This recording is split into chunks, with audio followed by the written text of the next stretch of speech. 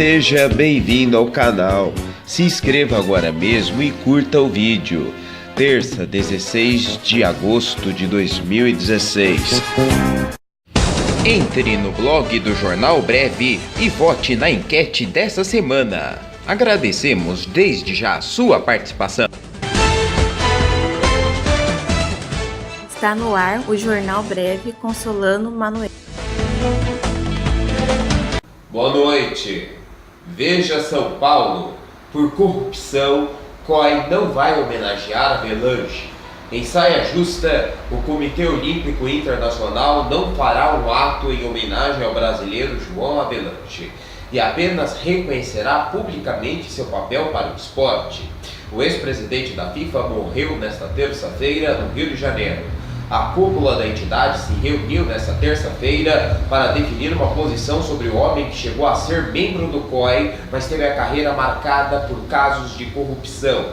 Craig Heide, outro presidente do COI, também confirmou a posição da entidade, indicando que nenhum ato jurídico e público estaria sendo pensado.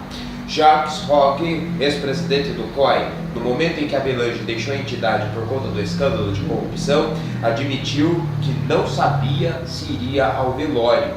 Não sabemos ainda. Precisamos consultar isso com o presidente do COI, Thomas Bach, disse.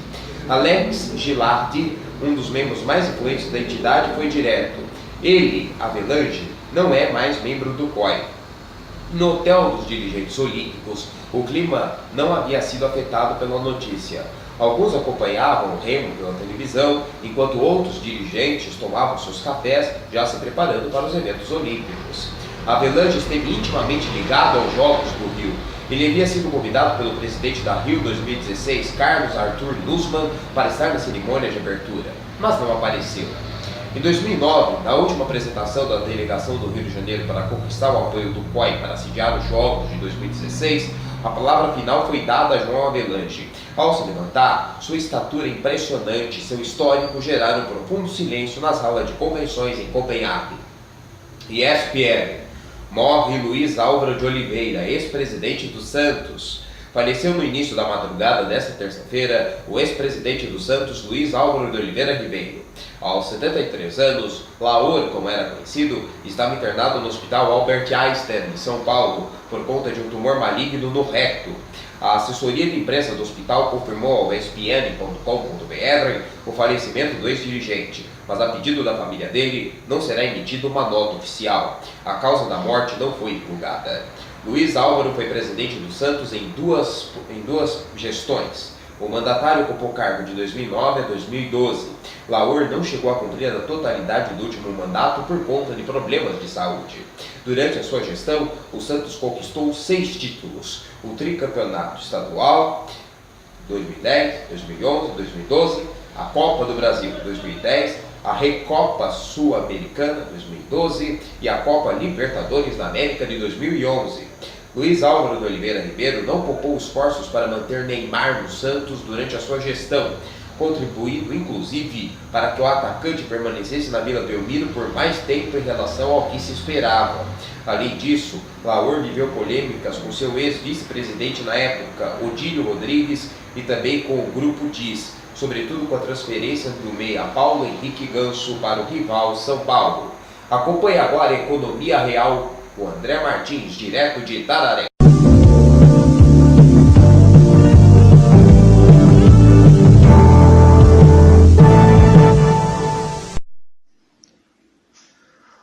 O ministro da Fazenda, Henrique Meirelles, disse nesta segunda-feira, dia 15, que pode haver necessidade de aumentar impostos, caso as contas públicas não sejam reequilibradas. Segundo ele, deve ser divulgada até o final deste mês a estimativa de arrecadação do governo para 2017. Segundo ele, são as palavras dele, se for necessário, nós vamos aumentar, porque o importante é o equilíbrio fiscal, afirmou a jornalistas após participar do evento com investidores em São Paulo. Nós vamos tomar agora uma decisão preliminar, disse ele, com previsão sobre se será ou não necessário aumentos de impostos em 2017. Meirelles afirmou que a economia brasileira já apresenta sinais de recuperação, o que deve aumentar a arrecadação do governo e reduzir a necessidade de subir impostos. Se tudo se configurar, não será necessário aumentar impostos. O ministro da Fazenda voltou a defender que a aprovação do teto de gastos é fundamental para a recuperação da economia. O governo aguarda ainda a aprovação no Congresso da limitação dos gastos públicos de acordo com a inflação. O que fez com que a economia brasileira começasse a perder empregos, ao invés de gerar, perder renda, isso tudo decorreu de uma queda da confiança na economia em função de um aumento excessivo das despesas públicas, que gerava uma preocupação, e ainda gera, de que não será financiável no futuro, de que o Brasil tem uma crise fiscal no futuro, afirmou o ministro. Portanto, é fundamental que se aprove a PEC, porque se dá uma determinação clara, uma sinalização e mais uma segurança a toda a sociedade de que o Estado estará solvente nos próximos anos. Sobre o corte de gastos em áreas como saúde e educação, Meirelles ressaltou a importância de posturas de longo prazo. Despesa com saúde é importante? Sim. Educação também? Sim. Previdência também? Sim. E a discussão que se coloca é a seguinte: tá bom, mas quem paga tudo isso é a sociedade brasileira, que tem uma certa capacidade de pagar.